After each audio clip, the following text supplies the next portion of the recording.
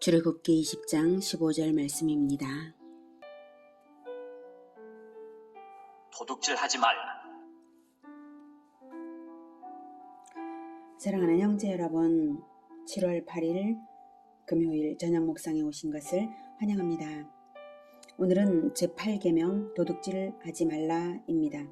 골로새서 3장 2에서 6절 말씀과 연관하여 묵상해 보겠습니다.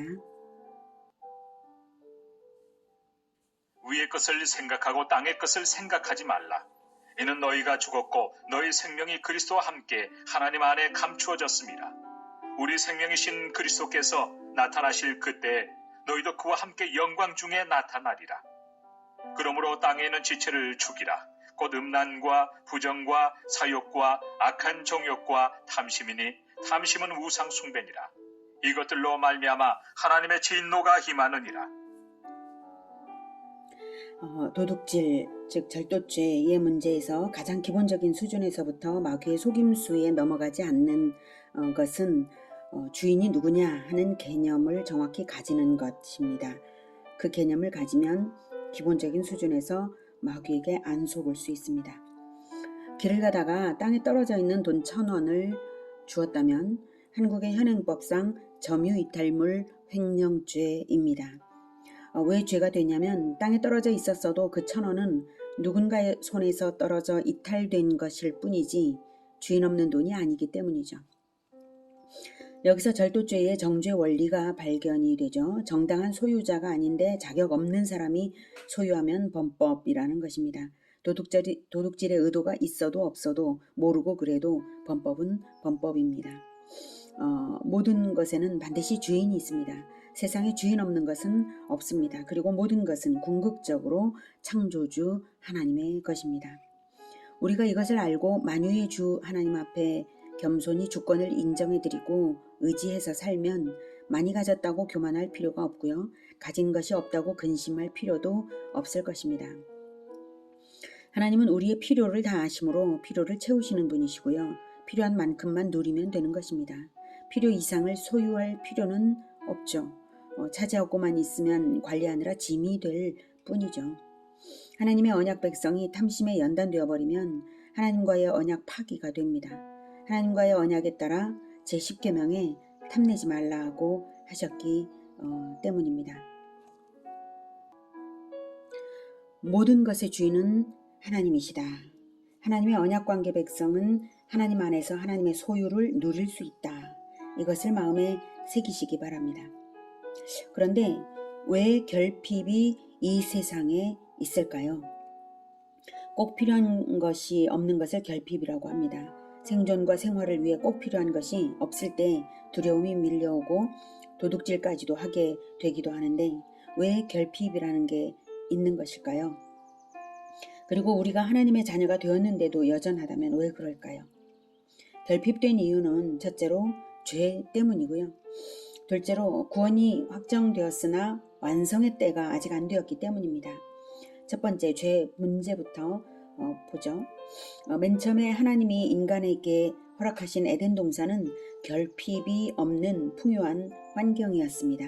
그런데 죄를 짓자 하나님은 아담에게 선언하시기를 창세기 3장 17절에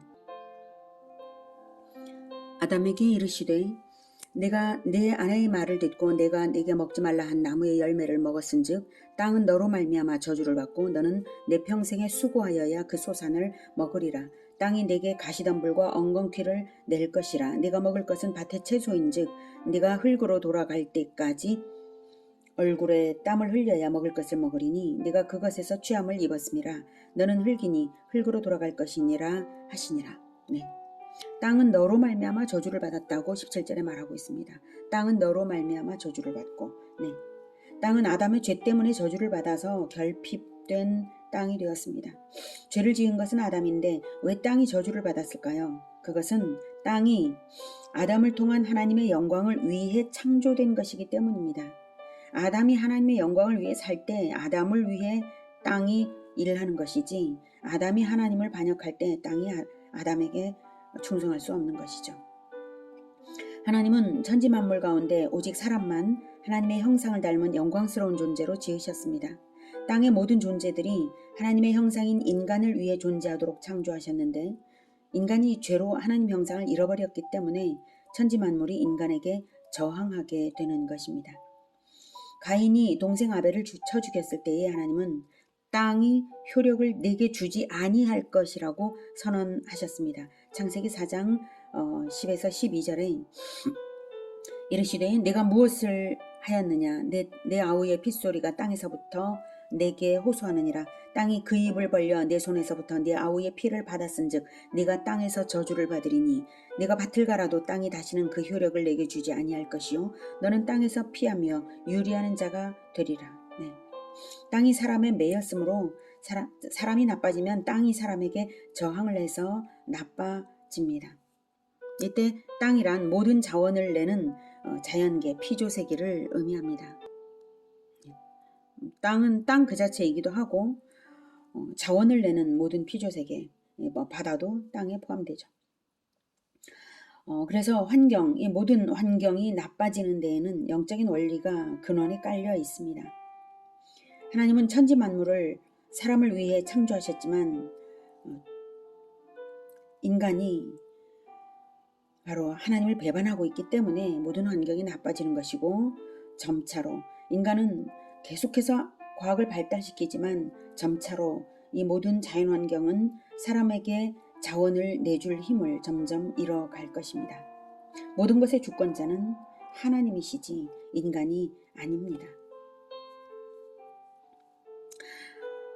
하나님이 왕이시고 사람은 백성이고 백성을 위해 천지 만물과 땅이 주어진 것입니다. 국가의 3요소 주권, 국민, 영토의 연관은 주권이 근원이지 영토가 근원이 아닙니다. 중간에 있는 국민이 주권자에게 충성하면 나라가 평안하지만 국민이 영토 즉 땅의 물질에 충성하면 주권자에 대한 반역이 될 건 당연한 거죠. 그래서 골로새서 3장 5절에 탐심은 우상 숭배라고 하셨죠. 주권, 백성, 땅의 결합은 주권을 중심으로 매여야 하는 것이지 주권이 무시되면 백성이 죽고 땅도 다 잃는 것입니다. 에덴에서 그랬죠. 하나님의 명령, 주권자의 명령을 거역하니까 아담과 하와가 영적으로 죽었고요. 에덴을 잃었죠. 반대로 땅의 것에 대한 탐심을 버리고 주권을 섬기며 산다면 땅의 유익을 누리게 되는 원리가 나옵니다. 첫사람 아담의 실패는 바로 땅의 것을 자기가 마음대로 가져서 주권자 행세를 하려 했다는 것입니다. 그래서 징벌로 결핍이 왔습니다. 즉 땅을 탐내어서 주권자 하나님을 배신하고 땅의 것을 섬겼더니 땅을 잃은 것입니다. 풍요한 삶의 터전 에덴을 잃은 것입니다. 그래서 온 인류에게 결핍이 왔습니다. 하나님의 주권에 대항했으므로 아담과 하와가 천국 영토인 에덴에서 쫓겨났습니다. 그래서 하나님은 아담과 하와를 속인 원흉 마귀를 멸하는 선언을 하셨는데요. 여자의 후손이 마귀의 머리를 상하게 할 것이라고 하셨죠. 옛뱀 마귀의 머리를 밟는 것이 주권을 회복하는 것입니다. 여자의 후손 그리스도의 역할은 하나님의 주권을 위하여 생명 바쳐 충성함으로써 주권을 확보하는 것입니다. 왕이 되시는 것이죠. 그럼으로써. 그 일이 십자가에서 예수님이 우리 죄를 대신해서 죽으시고 부활하실 때에 일어났습니다. 그런데 십자가에서만 일어난 것이 아니라 우리 영혼 안에서도 그리스도가 마귀의 머리를 박살내는 일이 일어나야 합니다. 즉 탐심을 주는 마귀를 예수 이름으로 대적하고 예수님만 왕으로 섬기는 것이 그것입니다. 그럴 때 예수님과 내가 연합되는 것입니다. 나에게 탐심을 주는 마귀는 예수 이름으로 떠나라. 그렇게 마귀의 속임수를 물리치고 예수님과 연합된 사람들은 하나님 주권이 회복되어서 땅의 물질을 누릴 자격이 회복되는 것입니다. 자, 그런데요. 즉각 부를 누리는 것이 아니라 과정과 단계를 거쳐야 합니다. 지금까지 설명은 죄 때문에 그렇다는 것을 이제 봤는데요. 구원이 확정되었지만 완성의 때가 아직 안 되었기 때문에 결핍이 있는 이유다라고 하는 이 결핍 문제 두 번째를 생각해 보겠습니다. 우리는 완성된 천국에 들어온 것이 아니라 천국 건설의 과정에 우리가 들어왔다는 것입니다. 과정상의 문제죠. 마귀에 대항하여 싸우는 예수님의 군대로 들어온 것이죠. 말하자면. 그러니 이 싸움이 진행되는 동안에는 아직 완성된 것이 아닙니다. 천국이 완성되는 때는 예수님이 다시 오실 재림의 때입니다. 그때의 싸움이 승리로 끝나고 마귀는 영원한 불못에 들어가고 우리는 각자의 실천에 따라 상을 받습니다. 그때부터가 비로소 소유를 영원히 누리는 시점입니다. 하나님의 주권이 높여지고 백성들의 구원이 완성되고 새 땅이 주어집니다. 천지 창조 때에 하나님은 땅을 먼저 만드시고 백성인 아담을 만드시고 백성과 주권자 하나님과의 언약을 세우셨죠. 땅, 백성, 주권 순으로 세우셨는데요. 인류를 다시 구원하시는 재창조의 과정은 땅, 백성, 주권 순이 아니라 주권, 백성, 땅 순으로 세워가십니다. 주권자이신 예수님이 먼저 오셔서 십자가와 부활로 구원 사역을 이루시고 그것이 주권이죠. 그 다음 복음이 온 세계에 전파되어서 예수님을 영접하는 백성들이 충만해지고 백성. 마침내 구원받을 백성이 다 들어왔을 때에 새하늘과 새 땅이 드디어 주어져서 구원이 완성이 됩니다. 요한계시록 20장 10절에서 21장 1절까지를 보겠습니다.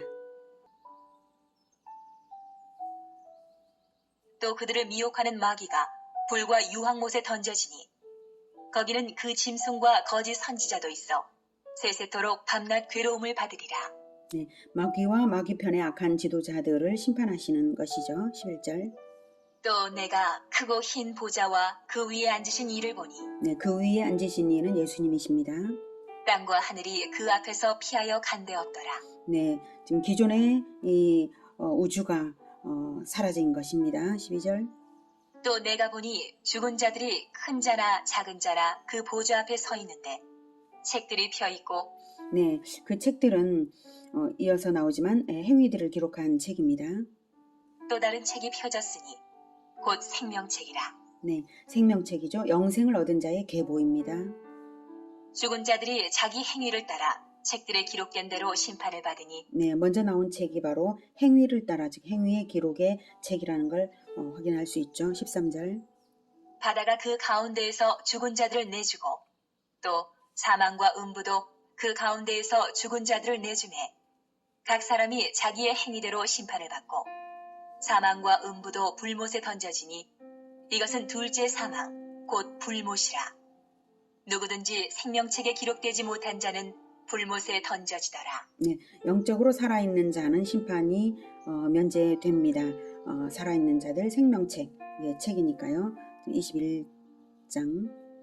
21장. 또 내가 새 하늘과 새 땅을 보니 처음 하늘과 처음 땅이 없어졌고 바다도 다시 있지 않더라.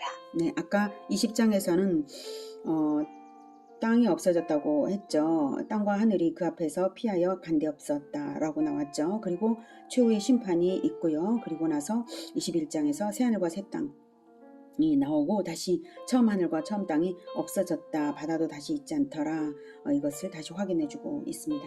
자, 이렇게 마귀를 이기신 심판주 예수님이 주권자이시고요. 생명책에 기록된 사람들이 예수님의 백성들이고 새하늘과 새 땅이 최종적으로 주어졌습니다. 주권, 백성, 땅 순으로 회복이 되었죠. 이제 드디어 영원한 천국이 완성된 순간입니다. 사람들이 그 행위대로 13절에 그 행위대로 심판을 받았지만 생명책에 기록된 사람들은 불못에 들어가지 않았습니다. 이 생명책은 요한계시록 13장 8절에 말하는 바 어린 양의 생명책입니다. 어린 양 예수님의 십자가의 대속의 원리대로 믿고 살아가는 그렇게 살아가는 사람들의 이름이 기록된 책입니다. 대속의 원리대로 살아가는 사람들은 결코 도둑질을 할 수가 없습니다. 대신 대가를 치러주는 자로 살아가는데요. 오히려 도둑에게 자기 것을 내어줍니다. 예수님을 믿는 자는 새하늘과 새 땅에 영주할 거주권자가 되었습니다. 그런 우리가 이 낡은 땅의 것을 탐내어 도둑질을 함으로써 언약이 파기되어 천국 시민권을 잃는다면 얼마나 어리석은 것입니까? 어리석은가 지혜로운가는 그 사람의 마음의 눈으로 코앞을 보는가 먼 미래까지 내다보는가에 달려 있습니다. 가장 지혜로운 사람은 영원을 내다보고 예수님의 재림 결산의 날에 받을 것을 내다봅니다. 지혜로운 사람은 지금 당장만 좋아 보이는 것에 현혹되어서 영원한 미래를 멸망으로 밀어넣지 않습니다. 오히려 미래에 받을 분깃에 마음을 둡니다. 이것을 마음에 새겨두십시오. 주권, 백성, 땅. 주권자 예수님, 백성인 그리스도인인 나, 자원인 땅. 땅은 주권자가 언약 백성에게 제공하십니다. 주권자의 십자가 원리대로, 대속의 원리대로 대가를 치른 것에 따라 보상을 받습니다. 대가를 치르며 사시길 권해드립니다. 생명책은 구원받은 자들의 계보이며 최후 심판 때의 결산 자료가 됩니다. 그러므로 이번에 주권자의 십자가의 원리대로, 대속의 원리대로 살아갈 때 생명책에 기록될 자들을 우리가 기록되도록 사람들을 구원하는 것이죠. 그 계보에 나로 인하여 계보에 이름이 등록된 그 사람들이 있다면 최후 심판 때에서 인정받는 것입니다. 이 땅에서도 주권자의 제자들은 전권대사로서 자원을 제공받고 있습니다. 그래서 영원한 영광, 영원한 기업이 바로 생명책의 그 계보대로 되는 것입니다. 이 소망을 가슴 가득 품은 사람은 고난이 두렵지 않고 가난이 겁나지 않고 탐심이 버려지고 근심이 사라집니다. 이 소망을 위해 실천하는 사람은 하나님이 평안케 하시고 돌보시고 채우십니다. 그래서 모험적인 인생인 것 같지만 가장 보장된 인생을 삽니다. 가장 어리석은 사람은 이 땅에서 탐심으로 재물을 쌓아두는 사람입니다. 이 땅에 쌓아두느라 수고만 할 뿐이고 간수하느라 근심하고 짐스러울 뿐 유익은 별로 없습니다. 많이 가져봐야 하루 10끼 먹는 것도 아니고 자식에게 물려줘봐야 상속재산이 행복을 보장하는 것도 아닙니다. 가장 지혜로운 사람은 자기가 가진 자원을 잘 활용해서 천국 건설을 하는 사람입니다. 썩을 것을 탐내지 않고 오히려 영원한 부를 얻기 위해 썩을 것으로 거름 삼는 지혜로, 그러한 지혜로 충만하시기를 축복합니다. 기도하겠습니다. 하나님, 우리가 혹여 탐심으로 또는 모르고 남의 것을 손댔다면 우리를 용서해 주시고 이제 거룩하게 오직 주님께서 허락하시는 그 자원만으로 만족하고 살며 또한 결코 탐심을 갖지 않도록 주님 도와주시옵소서. 남의 것을 도둑질하지 않도록 오직 하나님의 것, 주 하나님께서 우리에게 제공하신 것으로 우리가 살아가도록 하겠습니다. 주님 도와주시옵소서. 우리가 행여 법적인 것을 잘 몰라서 우리가 잘못하는 일이 없도록 또한 도와주시옵소서. 세상에는 물질적인 자산만이 아니라 정신적인 자산, 무형의 자산들도 있는데 그런 것들에 대하여서도 남의 것을 훔치는 일이 알게 모르게 이루어지지 않도록 주님 우리를 지켜 주시옵소서. 그리고 주님께서 우리에게 허락하신 자원으로 만족하면서 영원한 기업, 영원한 분깃, 영원한 그 상속재산에 오히려 마음을 두고 새하늘과 새 땅이 시작되는 그때를 바라보면서 우리가 지금 가진 자원을 오히려 더욱 베풀고 제공하여서 걸음 삼아 영원한 나라를 준비하는 우리 모두가 되게 도와주시옵소서. 예수님의 이름으로 기도드립니다. 아멘. 이어지는 시간은 개인 기도 시간입니다.